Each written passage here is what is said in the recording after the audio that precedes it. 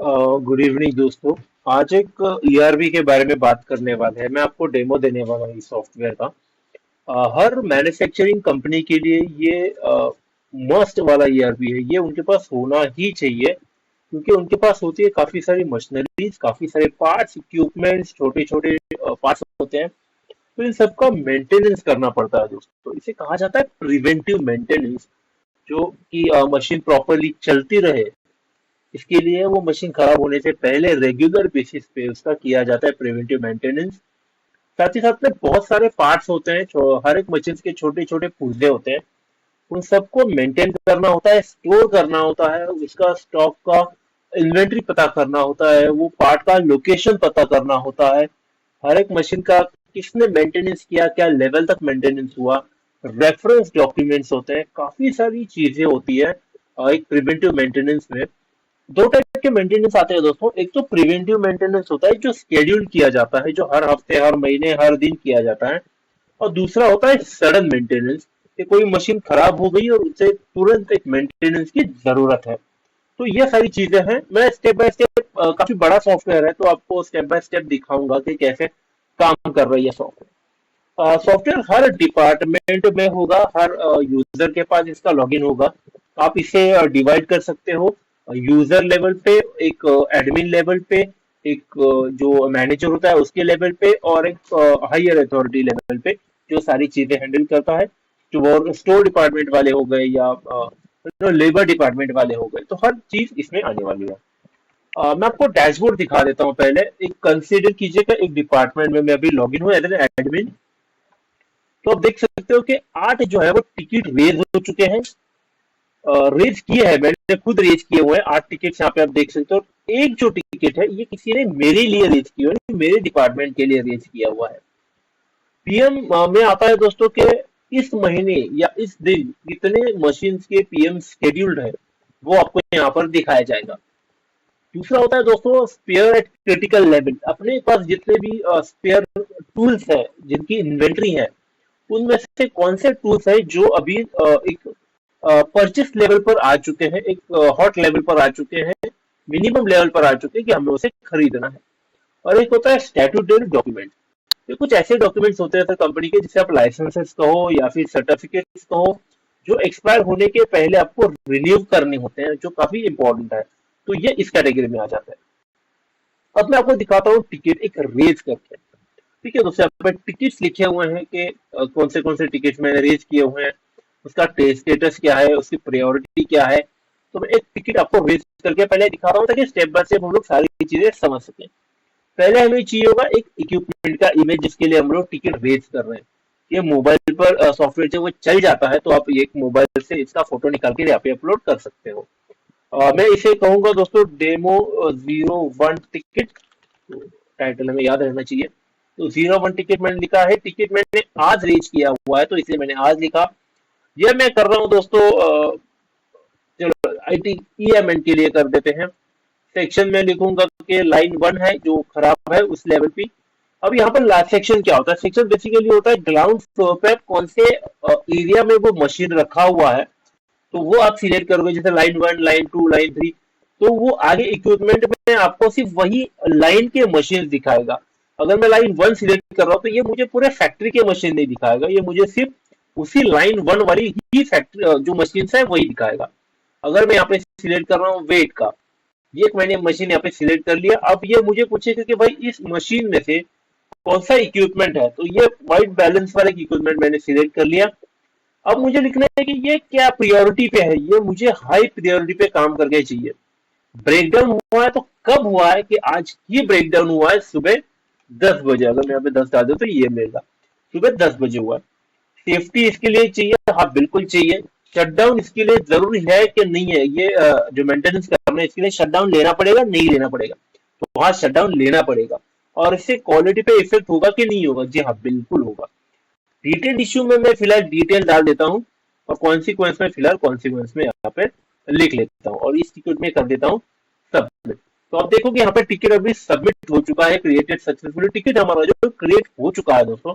तो अब आप देख सकते हो, मैं आपको डैशबोर्ड में दिखा देता हूँ।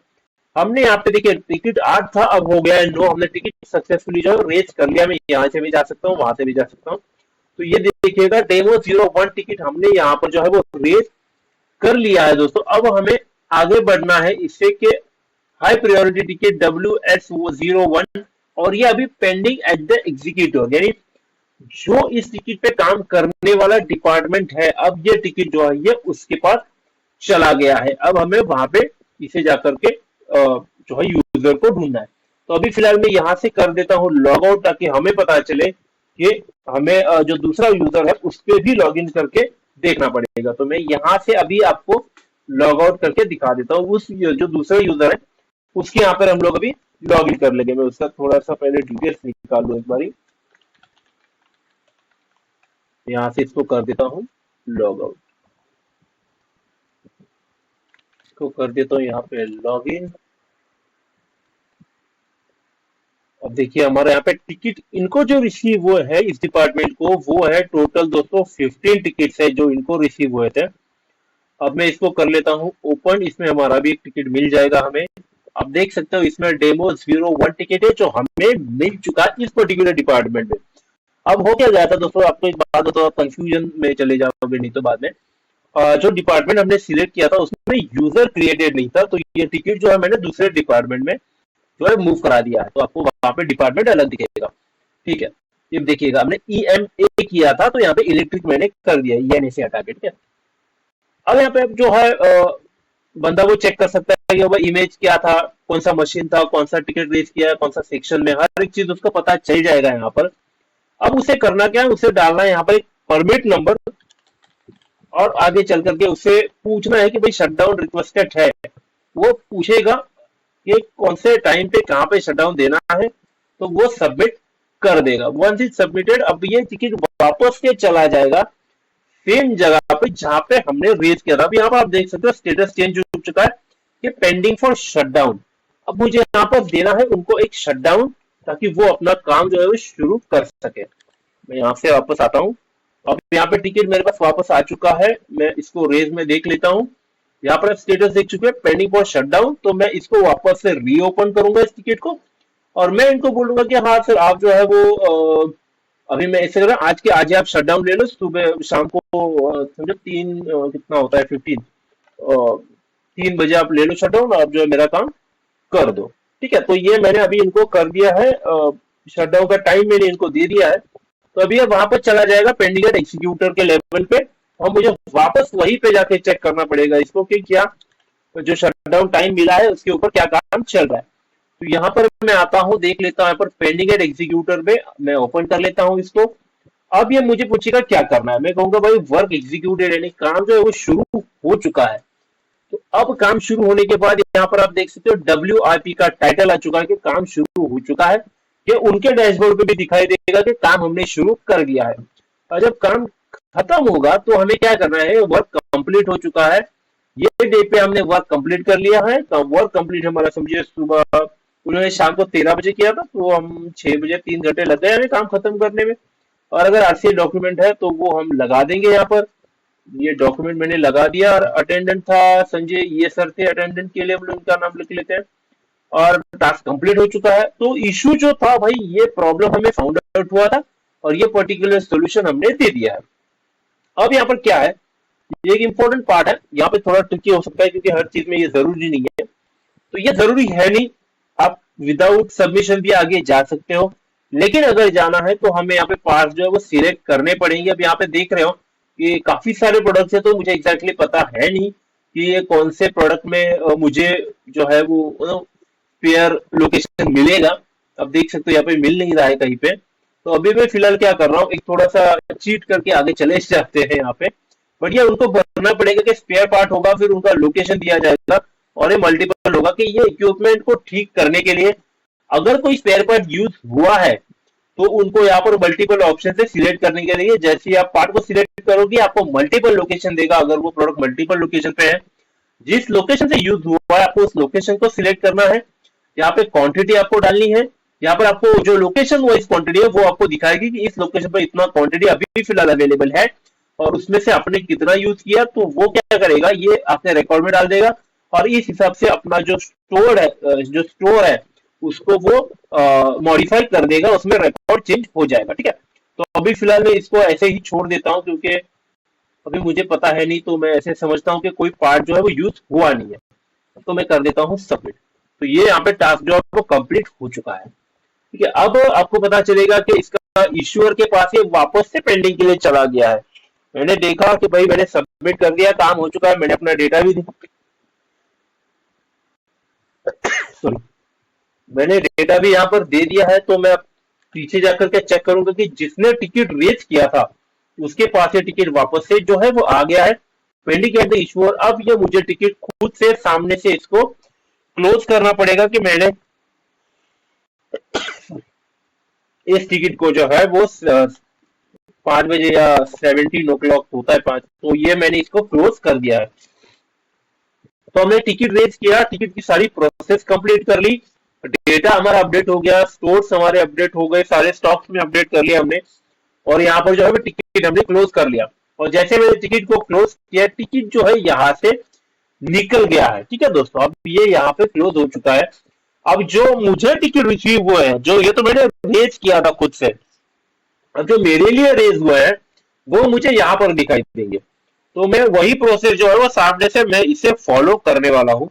आप देख सकते हो जो हमने वहां पर किया था वो अब मुझे यहाँ पर दिखेगा, क्योंकि यहाँ पर मैं टिकट रेज करने वाला था, और जब रिसीव में मैं टिकट एग्जीक्यूट करने वाला हूँ तो ये मुझे रिसीव में दिखेगा। अब बात करते हैं पीएम शेड्यूल के। पीएम शेड्यूल में क्या होता है दोस्तों, जैसे मैं कहूँ कि इस महीने मैंने कुछ 10 मशीन के जो पीएम शेड्यूल से वो प्लान करके रखे हुए हैं कि ये महीने में ये तारीख को मुझे ये मशीन का जो है वो मेंटेनेंस करना है। तो वो महीने की 1 तारीख को आपको दिखा देगा कि इस महीने कितने सारे मेंटेनेंस जो है वो पेंडिंग है।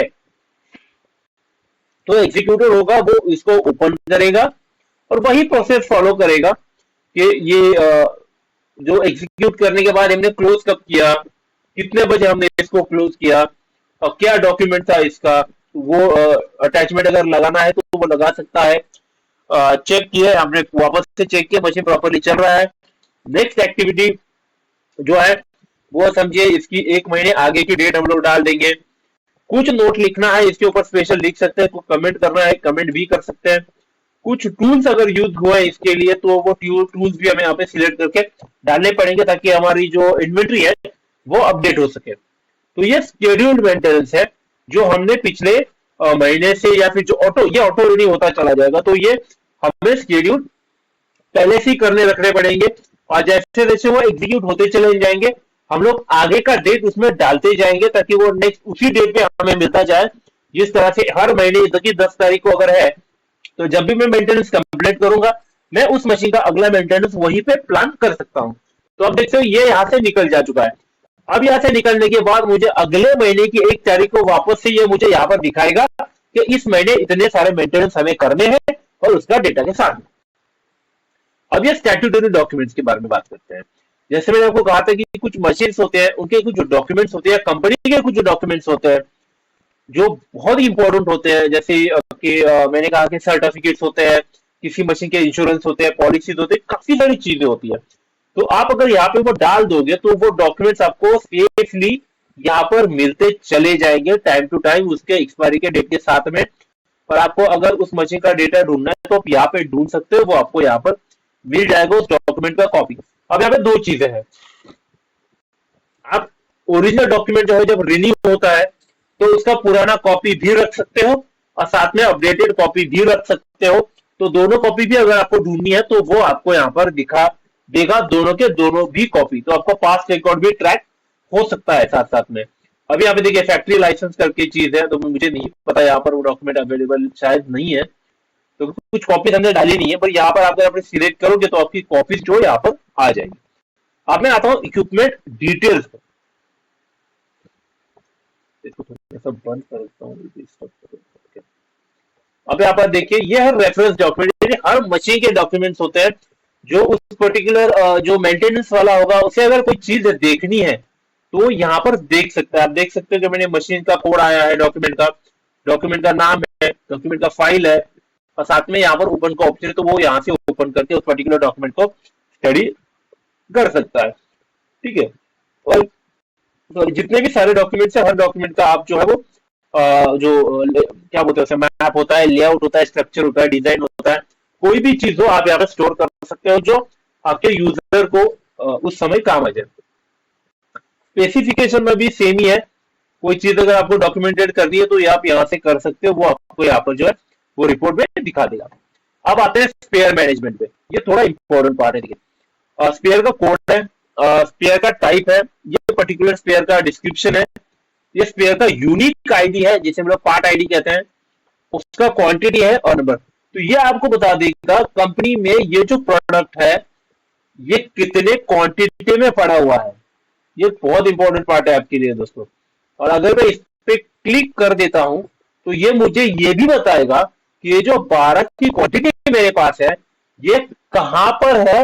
यानी कि अगर मैं 3 जगह पर इसको स्टोर कर रहा हूं 10 10 10 के इसमें, तो मुझे फर्स्ट पेज पे बताएगा कि मेरे पास 30 की क्वांटिटी है।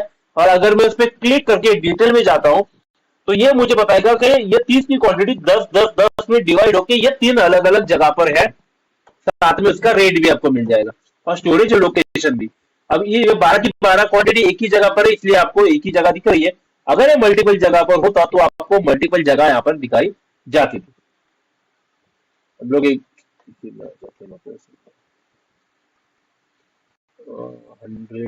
पे ट्राई करते हैं।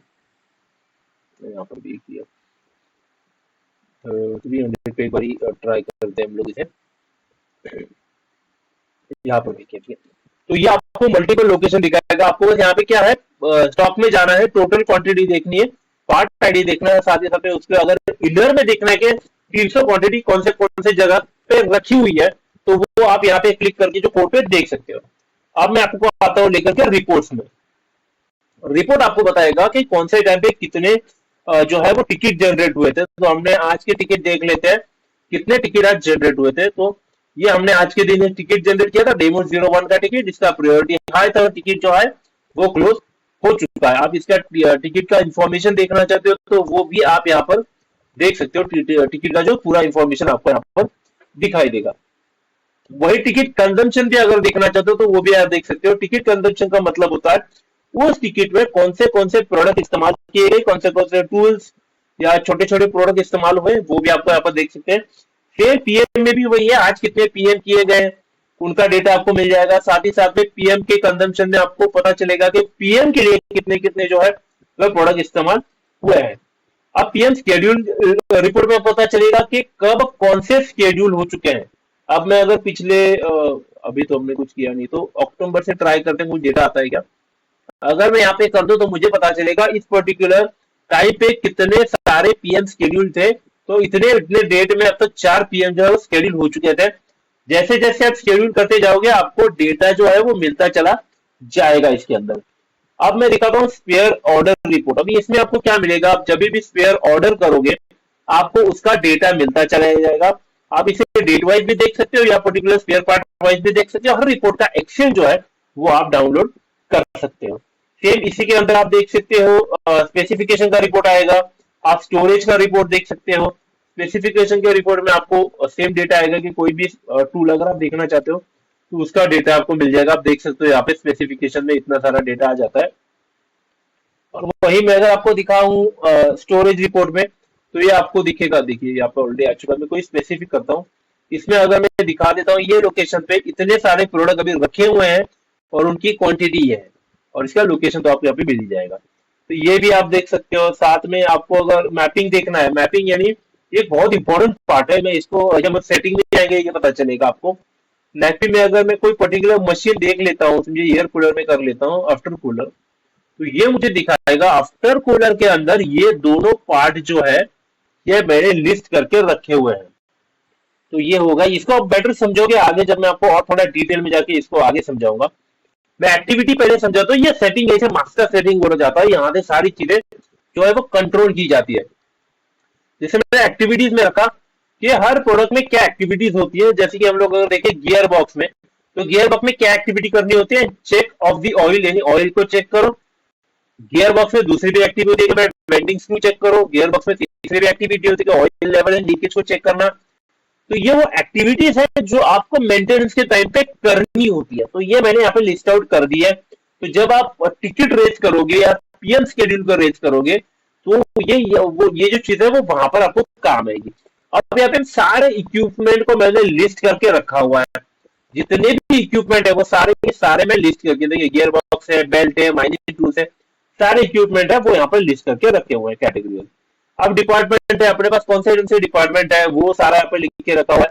ये सारे एक्टिवेट डीएक्टिवेट हो जाते हैं, अगर आपको यूज नहीं करना है आप डीएक्टिवेट करके छोड़ सकते हो।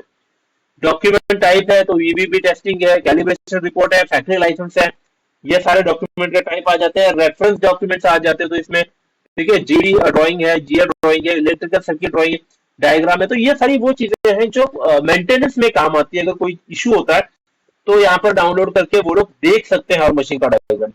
अब यहाँ पे स्टैट्यूटरी डॉक्यूमेंट, जैसे मैंने कहा कि बहुत इंपॉर्टेंट डॉक्यूमेंट्स आते हैं, तो वो भी यहाँ पर लिखे जाएंगे। आर्टपीट टेस्टिंग हो गया, ये सारी रिपोर्ट्स हैं तो ये भी यहाँ पर आ जाएंगे। अब आ जाता है इक्विपमेंट टाइप। इक्विपमेंट टाइप में आपको जो भी इक्विपमेंट है उसको बाइफरकेट करना होता है, जैसे वैक्यूम क्लीनर हो गया, फोर्कलिफ्ट हो गया, रिच ट्रक हो गया, बॉप हो गया, डीसीएस हो गया, इलेक्ट्रिक सिस्टम हो गया। तो ये सारी इक्विपमेंट्स को आपको बाइफरकेट करना पड़ेगा। अब मेन पार्ट आता है इक्विपमेंट। यहाँ पर आपको इक्विपमेंट टाइप क्लियर हो जाएगा, यहाँ पर आपको क्लियर हो जाएगा मैपिंग क्या चीज है, ये मैं सारी चीज बताता हूँ। कोई भी बड़ी मशीन होती है, जैसे अगर ये एक बड़ी मशीन है तो इस मशीन के अंदर काफी सारी चीजें मैप होती है। जैसे अगर मैं एक आईटी वाला हूं तो मैं आपको सिंपली समझाऊंगा।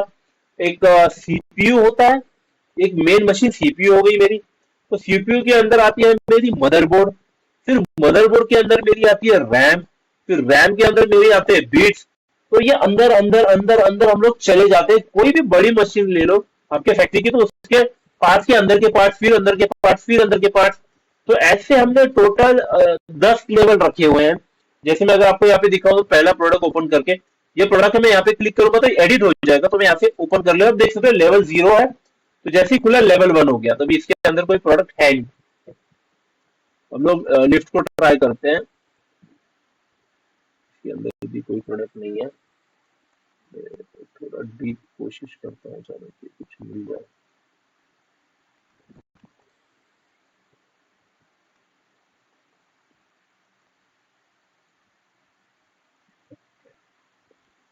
हम लोग लेवल 1 पे है, तो इतने सारे प्रोडक्ट है उस पर्टिकुलर मशीन के अंदर। अगर मैग्नेटिक सेपरेटर के अंदर भी मैं जाता हूँ, अभी यहाँ पे देखिए, यहाँ पर मैं हर जगह प्रोडक्ट ऐड कर सकता हूँ हर लेवल के अंदर। अगर मैं इसके अंदर भी जाता हूँ तो यहाँ पे कोई प्रोडक्ट नहीं है। तो ये टोटल 10 लेवल के अंदर आप प्रोडक्ट लेवल कर सकते हो। अभी इसके अंदर एक ही लेवल पे प्रोडक्ट रखे हुए हैं, अगर इसके अंदर भी प्रोडक्ट होते हैं तो हम लोग उसके अंदर भी जा सकते हैं। ऐसे टोटल 10 लेवल पे हम लोग आगे जा सकते हैं। तो प्रोडक्ट के अंदर प्रोडक्ट, प्रोडक्ट के अंदर प्रोडक्ट, ऐसे टोटल 10 लेवल है, ठीक है। तो हर एक मशीन के 10वें हिस्से तक सब प्रोडक्ट करके आप मेंटेनेंस में रख सकते हो। हर एक स्पेयर पार्ट का आपके पास इन्वेंट्री होगा, हर एक का रिपोर्ट मिलेगा, हर एक का मेंटेनेंस होगा। सारी चीजें स्टेप बाय स्टेप आपको यहाँ पर मिलने वाली है। तो फंक्शंस के मास्टर्स भी आते हैं, तो यहाँ पर फंक्शंस भी लिखे हुए हैं कि कितने टाइप के फंक्शन आपके इसमें होते हैं। तो एडमिनिस्ट्रेशन, प्रोडक्शन, एचआर, ये सारे फंक्शन में आ जाते हैं। लोकेशन आते हैं, लोकेशन बहुत इंपॉर्टेंट है। जैसे मैंने कहा कि मशीन कहाँ कहाँ पर रखी हुई है, तो इन्होंने प्रोग्रेस प्लांट लिखा हुआ है, मटेरियल गेट है, मेन गेट है। तो यहाँ पे काफी सारे प्रोडक्ट रखने की जगह है, मशीन रखने की जगह है। जैसे यहाँ पे एमएमसी रूम है, पीसीसी रूम है, 3rd फ्लोर है, 2nd फ्लोर है, ग्राउंड फ्लोर है। तो जहां जहां पर कोई मशीन रखी हुई है उनका सारा लोकेशन जो है आप यहाँ पर रख सकते हो। ये मशीन लोकेशन हो गया। अब पीएम शेड्यूल कैसे किया जाता है वो मैं आपको बता देता हूँ। देखिए ये सारे पीएम शेड्यूल ऑलरेडी रखे हुए हैं, तो मैं एक नया पीएम शेड्यूल यहाँ पे रख देता हूँ। मुझे डिपार्टमेंट सिलेक्ट करना है, कौन से इसमें करना है, उसका सेक्शन सिलेक्ट करना है, उसका इक्विपमेंट सिलेक्ट करना है, उसका कंपोनेंट, अभी इसके पास कंपोनेंट है नहीं तो उसका समझिए कंपोनेंट सिलेक्ट करना है, उसकी एक्टिविटी सिलेक्ट करनी है। कि ये मैं इस पे नहीं करता हूँ, तो बेटर समझेगा, तो इसको एडिट कर देता हूँ गियरबॉक्स को, ठीक है। तो मैंने मैकेनिकल डिपार्टमेंट लिया, लाइन 1 लिया, ये इक्विपमेंट लिया, इसका ये कंपोनेंट था गियरबॉक्स। गियरबॉक्स में मुझे क्या करना था कि भाई check of oil leakage, level and leakage, ये इस पीएम का एक्टिविटी था। ये हर वीक करना है, इसमें सेफ्टी की जरूरत नहीं है, शटडाउन की रिक्वायरमेंट नहीं है, ना ही क्वालिटी पे इफेक्ट करेगा। वर्क इंस्ट्रक्शन यानी जो मैन्युअल होगा उसके अंदर ये वर्क इंस्ट्रक्शन है, इसको फॉलो करना है। और ये शेड्यूल है, ठीक है। 10वें महीने में 14 तारीख का इसका फर्स्ट शेड्यूल ये होने वाला है। और जैसे ये ओपन करेंगे करते टाइम पे, तो ये डेट हम लोग जो शेड्यूल डेट नेक्स्ट वहां पर डाल देंगे, तो वो ऑटोमेटिकली चलता रहेगा। ठीक है। तो ये हो गया पीएम शेड्यूल का। सेक्शंस में हमें सेक्शंस डालने हैं, जैसे हमने यहाँ पे अभी सेक्शन को सिलेक्ट किया था, कहाँ पर मशीन रखी हुआ है उसका। फिर आता है स्पेसिफिकेशन। स्पेसिफिकेशन में भी हमें डेटा ऐड करना होता है, वो भी मैं आपको दिखा देता हूँ क्या होगा। स्पेसिफिकेशन में उस मशीन के बारे में जितना भी डेटा आपके पास है, जो हमने लिस्ट आउट किया है, आप इसमें डाल सकते हो। जो नहीं लगने वाला उसे ब्लाइंड छोड़ दो, जो लगने वाला इसे डाल के रखना होता है। जैसे ट्रांसफार्मर में उसमें इक्विपमेंट आ गया, उसमें टैग आ गया, क्लास आ गया, ड्राइंग आ गया, एप्लीकेशन क्या होने वाला है, जितना भी डेटा इसमें नेट वेट हो गया, वोल्टेज हो गया, सारी चीजें इंपॉर्टेंट है, क्योंकि जो पीएम करने वाला है उसके लिए ये सारी इंफॉर्मेशन जरूरी होती है।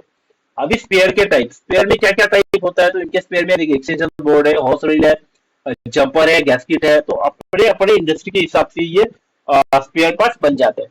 और स्पेयर टाइप बनने के बाद में उसमें स्पेयर पार्ट भी आता है। तो लाइट में ये आ गया मेरा लाइट, डीएस स्पेयर में ये वाला आ गया, या एलयूजी में ये वाला आ गया। तो टाइप के अंदर उसके पर्टिकुलर स्पेयर पार्ट भी आ जाते हैं। अब इनका स्टोरेज लोकेशन भी आना चाहिए कि स्पेयर पार्ट कहाँ कहाँ पर हम लोग रखते हैं। तो rack F5, rack G1, rack G2 जाए। तो ये रैक्स होते हैं, जब हम लोग मेंटेनेंस डिपार्टमेंट में जाते हैं, तो टूल्स जो होते हैं या फिर जो स्पेयर पार्ट होते हैं वो रैक्स में रखे जाते हैं, या कहीं अपने पास कब में भी रखे जाते हैं, रैक में भी रखे जाते हैं, तो अपने अपने हिसाब से होते हैं। तो हर एक रैक को आपको रजिस्टर करना है, ताकि उसमें कौन से स्पेयर पार्ट रखे हुए हैं ये आपको मेंटेनेंस स्टॉक्स में ही पता चल जाए। फिर यूजर है, यूजर का टाइप है, और वेंडर है, और चेंज पासवर्ड लॉगर। तो ये है टोटल सॉफ्टवेयर दोस्तों मेंटेनेंस का। हर एक चीज इसमें आप कर सकते हो, ट्रैक कर सकते हो। मोस्ट इंपॉर्टेंट पार्ट है, हर एक चीज को ट्रैक किया जा सकता है इसके अंदर। और कुछ डाउट्स है दोस्तों तो बिल्कुल पूछेगा। सॉफ्टवेयर सब्सक्रिप्शन बेस पे ही आता है, और ये क्लाउड सिस्टम है, तो इंटरनेट होना बहुत ज्यादा जरूरी है आपके ऑफिस के अंदर। और बस इतना ही है दोस्तों। और कुछ डाउट्स है, अगर लाइव डेमो देखना चाहते हो सॉफ्टवेयर का, तो हमें जरूर आप फोन कीजिएगा। नंबर मैं डेफिनेटली चैट बॉक्स में आपको दे दूंगा। और अगर कुछ डाउट्स है तो डेफिनेटली कॉल बैक करें दोस्तों। Thank you very much.